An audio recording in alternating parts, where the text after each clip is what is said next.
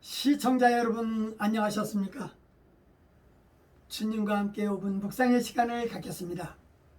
오늘은 역대하 6장 말씀을 묵상합니다. 본문에서 솔로몬은 성전 건축을 완성케 하신 하나님의 은혜를 찬양하고 봉헌 기도를 드렸습니다. 하나님 백성의 최대 소망은 하나님의 영원한 임재입니다. 솔로몬의 찬양은 성전 완공과 동시에 하나님의 임재를 확인한 데서 비롯되었습니다. 솔로몬은 예루살렘 성전을 건축한 후에 하나님께 기도를 드렸습니다. 기도 중에 솔로몬은 하나님께서 이방인의 기도에도 응답해 주시기를 바랬습니다. 왜 그랬을까 생각해 봅니다. 사람들은 자신의 기도가 응답받을 때에 하나님이 실제로 존재하시는 분이라는 사실을 생생하게 깨닫게 되기 때문입니다. 조그만 노트를 준비하고 거기에 우리가 기도해야 할 사람들과 그들이 갖고 있는 문제점들을 적어서 기도하며 하나님이 우리 기도에 응답해 주실 때에 그 노트의 기도 제목과 날짜, 응답받는 사실들을 적어보는 것입니다. 이렇게 하면 하나님이 우리를 항상 돕고 계시다라는 사실을 확신할 수 있을 것입니다. 우리는 구약 성경을 묵상하면서 교회당이 하나님의 성전인가 그렇게 생각하신 분들도 많을 것입니다.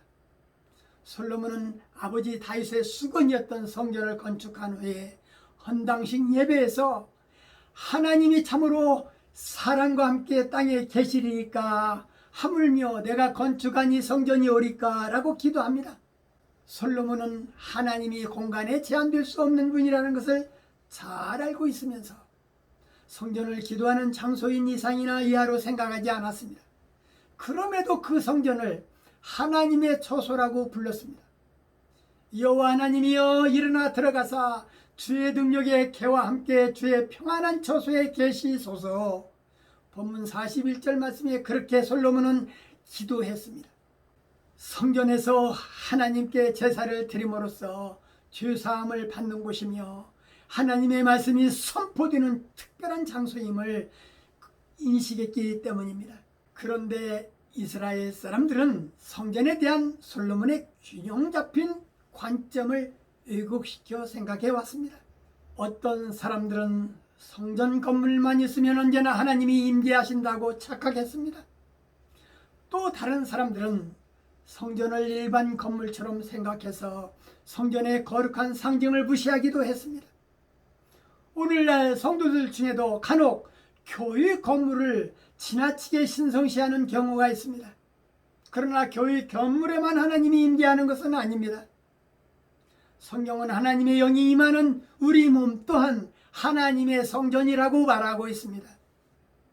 그럼에도 교회 건물을 거룩하게 해야 할 이유는 거룩하신 하나님을 예배하고 만나는 장소이기 때문입니다. 본문 말씀에서 솔로몬은 여호와께서 명하신 대로 다윗을 대신하여 전을 건축했고 백성들과 더불어 언약궤를 성전에 두었다고 공포하며 백성 앞에 무릎을 꿇고 두 손을 들어 축복의 기도를 했습니다. 성전 건축을 완공하게 하신 하나님의 은혜를 찬양하고 봉헌 기도를 한 것입니다.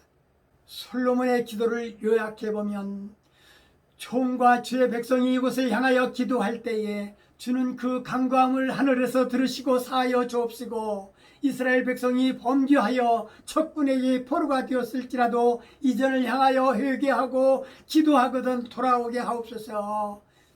비가 오지 않아 이전을 바라보며 기도할 때에 비를 내려주시고 온역이나 곡식이 시드는 병이 있어 메뚜기와 황충의 피해가 있어 이전을 향하여 기도할 때 물리쳐 주옵시고 주의 기름 부음 받은 자에게서 얼굴을 들이키지 마시고 주의 종 다윗에게 베푸시는 종을 기억해 달라는 기도였습니다.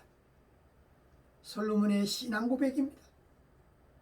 아비 다윗의 신앙을 본받아 오직 여호와 하나님만으로 살겠다라는 그의 중심이 드러나 보입니다. 우리 자신 하나님 섬기는 모습과 비교해 볼 때 무슨 차이가 나고 있는 것일까 찾아볼 수 있는 계기가 될 것입니다. 우리도 기도할 때 먼저 민족을 위하여, 나라의 평강을 위하여, 죄를 사하여 주실 것을 기도해야 합니다.